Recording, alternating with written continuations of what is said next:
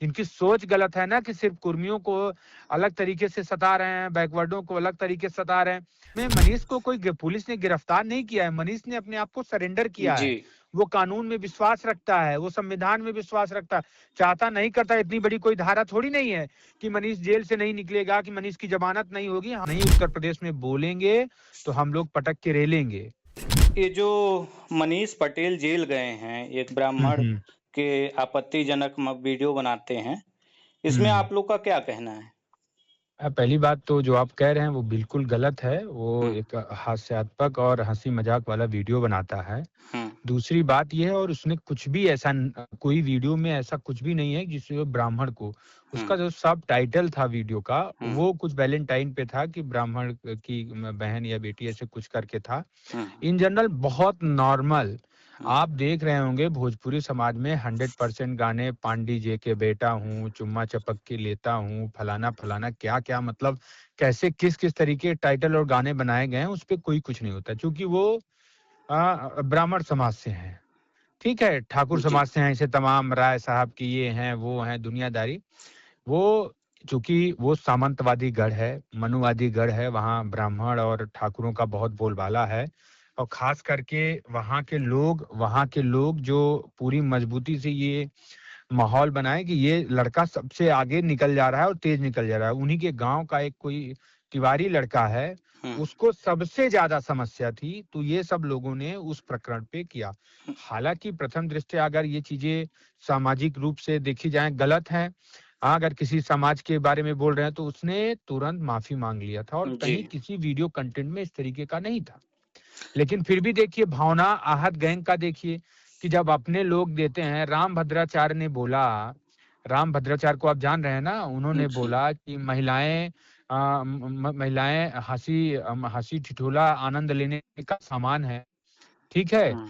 और उन्हीं एमपी का ही है बागेश्वर बाबा, उसने बोला महिलाएं खाली प्लाट होती हैं, महिलाएं ये होती हैं वो होती हैं, तब इन लोगों का नहीं दर्द आती, तब इनके हम्म। क्या वो महिलाएं सिर्फ बहुजन बेटियों को कहा जा रहा है, फॉरवर्ड बेटियों को नहीं कहा जा रहा है, फॉरवर्ड महिलाओं को नहीं कहा जा रहा है।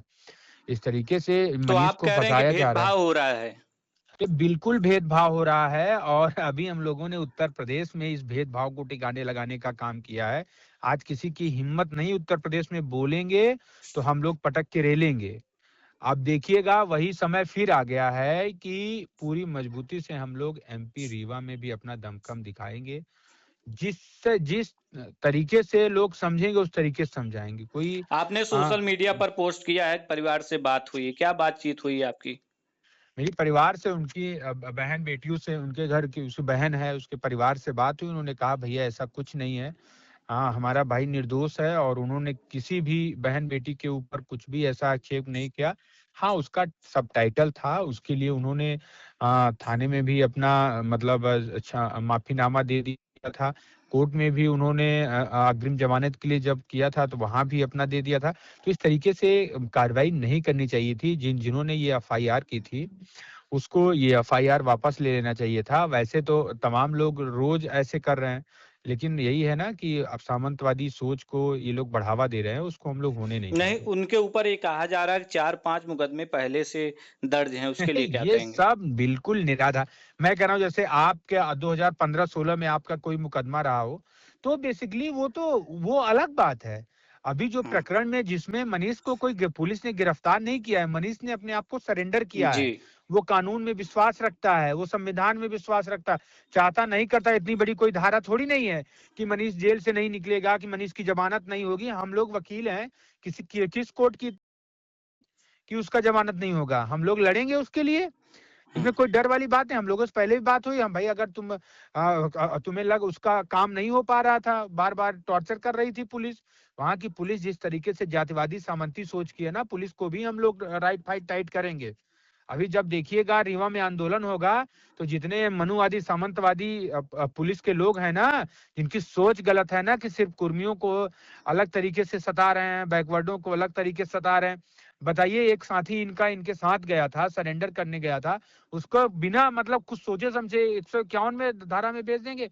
अभी तो सब हिसाब होगा। अभी ये सोच रहे हैं ना हुँ। कि किसी को कुछ पता नहीं।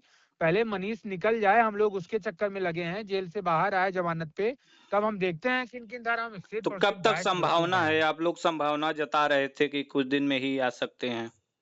हाँ, नहीं बिल्कुल, बदलेगा समय। 1-2 दिन में हो सकता है कल भी ज़मानत हो जाए।